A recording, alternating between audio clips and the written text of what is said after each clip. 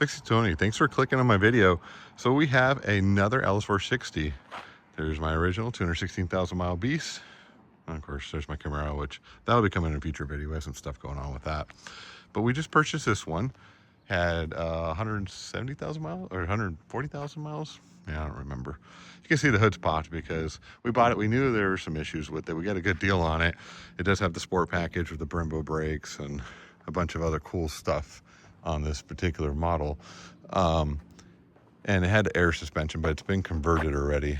But we noticed right away there's something going on with the electrical system. There's the old battery, it's dead and fried. The car died, all the lights turned on. So we started diagging this, and sure enough, we had a short in the alternator, which is probably the first time I've ever seen that before in one of these cars. So kind of interesting.